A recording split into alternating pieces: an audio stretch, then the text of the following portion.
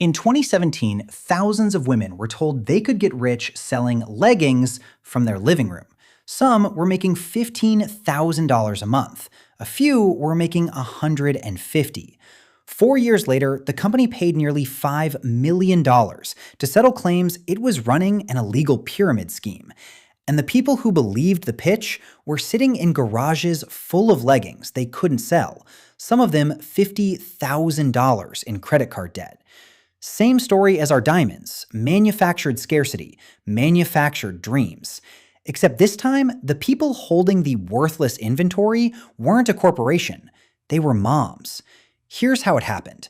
The company is LuLaRoe, founded in 2012 by Deanne and Mark Stidham, a mother of 7 and her husband, selling brightly patterned clothes. The names from 3 granddaughters, Lucy, Lola, and Monroe. And I want to be fair here, because the pitch was genuinely appealing. Be your own boss, work from home, around your kids, join a community of women lifting each other up. For a lot of people, mostly stay-at-home moms, often in small towns that never really recovered from 2008, it sounded like the first real opportunity in years. And they built a whole world around it. Top sellers got luxury cruises, bonus cars, enormous cheering conventions where you'd be called onto a stage. It wasn't marketed as a job. It was marketed as a movement, complete with its own language, its own hierarchy, and a promise that you weren't just earning money, you were empowering other women. Notice, too, where it grew fastest. Not big cities, but smaller rural towns, places where the 2008 crash never really ended, and a flexible income sounded like a lifeline. In 2014, LuLaRoe had 23 employees and 750 sellers. Then they added one product, and the whole thing detonated. The product was leggings. Stretchy, absurdly comfortable, and covered in loud patterns. And here's the trick that turned clothing into a frenzy. And if you watched the diamond video, you're going to get deja vu. LuLaRoe only made about 5,000 copies of any given pattern. Once it sold out, it never came back. And sellers couldn't choose their patterns. You ordered a box, and you got what you got. Sound familiar? Limited supply. Sealed boxes you can't choose. It's De Beers with a waistband. Manufactured scarcity turns some pants into a treasure hunt. Customers started hunting for rare prints, joining Facebook groups, refreshing sellers' live videos at midnight. And this is where it gets genuinely clever. Sellers ran live videos from their living rooms, holding up pants one at a time while dozens of women watched, waiting to type "sold" the instant a rare print appeared. It was part garage sale, part game show, part lottery. Nobody was buying leggings. They were winning leggings. And it works. In 2014, 750 sellers, 9.8 million in sales. By August 2016, the CEO says they're on track for $1 billion, with 26,000 sellers shipping 350,000 items a day. By April 2017, more than 80,000 sellers. At its peak, LuLaRoe pulls $2.3 billion a year, making a 5-year-old legging company roughly the size of J.Crew. Right. Here's where it stops being about pants. To become a seller, you didn't just sign up. You had to buy in. An upfront inventory package that typically ran around $5,000. Some people went bigger. One woman paid $10,000 to join, and at her peak was carrying $80,000 of leggings in her house. And that's the pivot, because LuLaRoe didn't really make its money selling leggings to customers. It made money selling leggings to its own sellers. The moment that inventory left the warehouse, the company had been paid. Whether it ever sold to an actual human being wearing actual pants, not their problem. Their customer wasn't you. Their customer was the person trying to sell to you. And the bonus structure sealed it. Washington State later alleged that LuLaRoe paid its top sellers based on the wholesale orders their recruits bought, not on sales to real customers.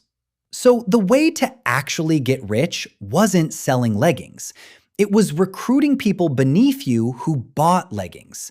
That is the textbook definition of the thing. The FTC's line between a legitimate business and a pyramid scheme is exactly this. Is your income coming from selling product or from recruiting people? And there's one more turn of the screw. When a seller wasn't moving product, the advice from above was rarely sell less. It was your inventory isn't big enough, your patterns aren't good enough, order more. So the people struggling the most were told the cure for the debt was more debt. And so the hey hun messages began. Two things broke at once. First, the leggings started ripping. Not gently. Customers reported holes after a single wear. Some arrived smelling strange. Sizing made no sense. The company's own head of production admitted the softening process was weakening the fibers. The CEO initially waved the damage off as statistically insignificant. In January 2017, the Better Business Bureau dropped LuLaRoe's rating to an F. But the second break is the one that actually hurt people. Because sellers had already bought the inventory, tens of thousands of dollars of it, sitting in their garages. And when they tried to send it back, they ran into a refund policy that many of them said made it nearly impossible to get their money out. So picture the position they're in. You've been told you're an entrepreneur. You've maxed out credit cards. Some took loans to buy product you can't return, can't sell, and can't stop being told to buy more of. And the only way out you're offered is to recruit more people into the same spot. One seller, Katie Willis, paid $10,000 to join in 2016. 2 years later, she was $50,000 in credit card debt and cashed out her 401k to pay it off. Meanwhile, and this is the number that tells you everything, Washington State found that 2 top sellers sitting on hundreds of recruits below them made more than $5 million between them from 2016 to 2019. In that same window, more than a third of all sellers reported losses. At a company event in 2017, one of those top earners said it out loud. I got overpaid while people on my team were failing. And the damage wasn't only financial, because recruiting meant selling the dream to the people closest to you. The collapse took friendships and family relationships down with it.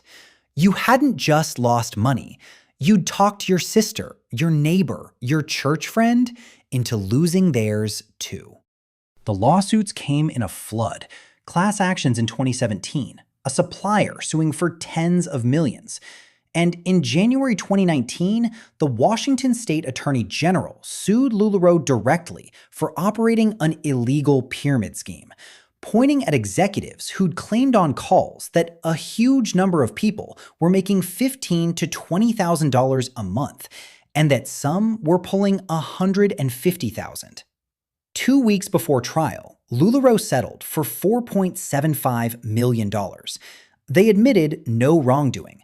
$4 million went as restitution to about 3,000 people in one state alone. The seller count collapsed from over 80,000 to a fraction of that. The company still exists today, smaller, quieter, and permanently attached to the word scheme. Here's what connects the leggings to the diamonds, and it's the whole point of this channel. De Beers manufactured scarcity to make you want the product. LuLaRoe manufactured scarcity to make you want the product, and then sold the dream of selling it. One step further, they weren't in the clothing business. They were in the business of selling hope to people who needed it most, at $5,000 a box. And the tell was always there, hiding in plain sight. If the money comes from the people below you rather than the customers in front of you, you're not the entrepreneur. You're the inventory. So the next time an opportunity promises freedom, a community, and a very specific dollar figure. Ask one question: who's actually buying the product?